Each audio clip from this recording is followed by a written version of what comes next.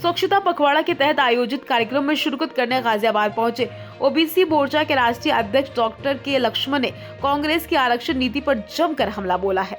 OBC आरक्षण को लेकर दैनिक भास्कर से बातचीत में उन्होंने कहा, कांग्रेस हमेशा से ओबीसी आरक्षण की विरोधी रही है। पेश है एक खास रिपोर्ट। सांसद और ओबीसी मोर्चा के राष्ट्रीय अध्यक्ष डॉक्टर के लक्ष्मण इस वक्त हमारे साथ मौजूद हैं। सर, आज आप गाजियाबाद में आए हैं, क्या कुछ कार्यक्रम है अब होने वाला है और लगातार अब जो है कार्यक्रम भी चल रहे हैं प्रकोष्ठों के, गाजियाबाद किस कार्यक्रम से आए? नहीं, हमारा सेवा पखवाड़ा का जो अभियान चल रहा है 17 सितंबर मोदी जी का जन्मदिन के अवसर से लेकर अक्टूबर 2 गांधी जयंती और पूर्व प्रधानमंत्री लाल बहादुर शास्त्री का जयंती। भारतीय जनता पार्टी एक राजनीतिक दल, विश्व भर में सबसे बड़ी दल है। हम राजनीति सिर्फ चुनाव लड़ने के लिए या सत्ता प्राप्त करने के लिए ही नहीं, हम तो लोगों के सेवा में जुड़ने के लिए हम काम करते हैं। ये सेवा पक्ष के नाम पर ये 15 दिन का जो हमारा अभियान है, आज रक्तदान शिविर हो, स्वास्थ्य शिविर हो, कई अन्य हमारे कार्यक्रम कल तक अक्टूबर 2 तक किया जा रहा है। आज गाजियाबाद में खासतौर से मोदी जी से बचपन से लेकर आज तक किस तरह उनका जो कामकाज है, बाल्य से लेकर वो राष्ट्रवादी से जुड़े हुए, उन्हें प्रेरणा लेते हुए आज की पीढ़ी को एक उनका जीवन शैली बताने के लिए एक आर बालासुब्रमण्यम के नाम के बड़े लेखक है, उनके छपे हुए एक किताब मोदी जी के नाम पर, उसके बारे में आज संगोष्ठी किया जा रहा है गाजियाबाद में। इसलिए मैं एक वक्ता के रूप में मैं जा रहा हूँ। ये लोगों को जानकारी होना चाहिए।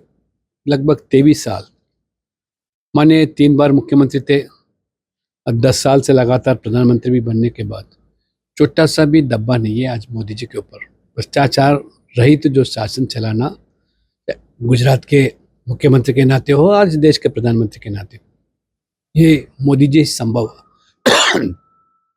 जीरो टॉलरेंस ऑन करप्शन जो बात करते हैं तो पूरा देश आज विश्व भर में एक मजबूत देश बन गया।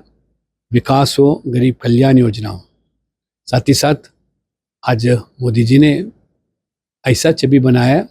22 राज्यों में हमारा सरकार चल रहा है और केंद्र में तीसरी बार प्रधानमंत्री चुन के आना मोदी जी से संभव हुआ।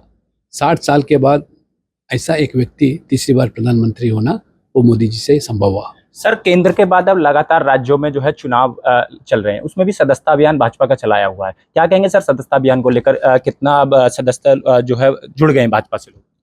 भारतीय जनता पार्टी सदस्यता अभियान जो हम शुरुआत किए, लगभग 5 करोड़ तो आज पूरा हो गया। अभी अक्टूबर 15 तक चलेगा और विश्व भर में दुनिया के अंदर सबसे बड़े दल जो है भारतीय जनता पार्टी बन रही है। आज मोदी जी के नेतृत्व में पूरा दुनिया के अंदर मोदी जी को जानते हैं, मोदी जी का नेतृत्व को मानते हैं। इसके पहले जो भी छोटा जो स्वास्थ्य का हो और किसी का अगर कुछ प्रॉब्लम आया था, पूरा हिंदुस्तान बाकी देशों की ओर देखती थी।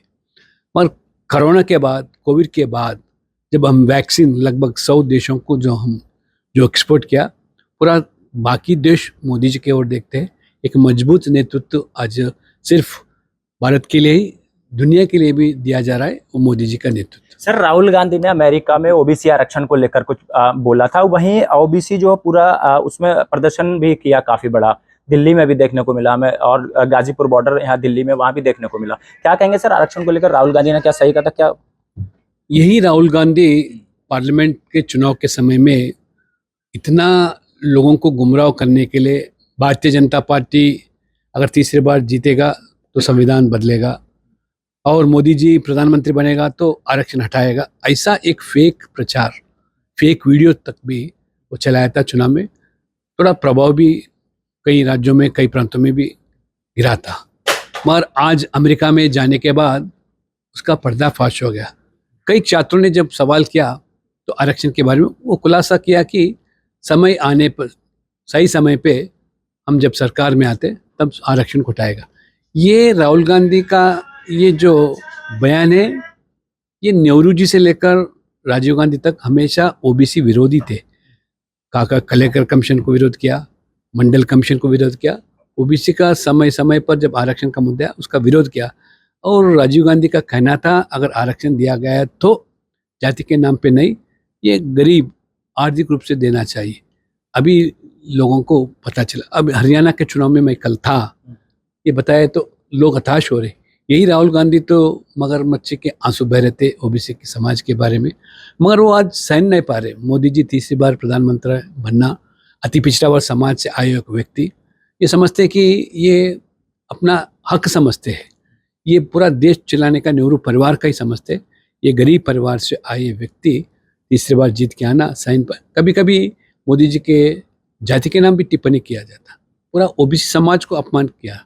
इसलिए लोग आज हरियाणा में नहीं देश भर में उनका पर्दाफाश हो गया, असलियत पता चल गया। इसलिए लोग आज एससी हो, एसटी हो, ओबीसी हो, पूरे आज कांग्रेस के विरोधी। सांसद जी, विपक्ष जो है लगातार जाति जनगणना की मांग कर रहा है, क्या कहेंगे उसको लेकर?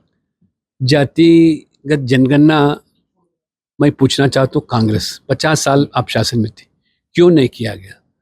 आज कई राज्यों में शासन में है, अब चुनाव के समय में बार बार घोषित करते हैं, मगर क्यों नहीं करते?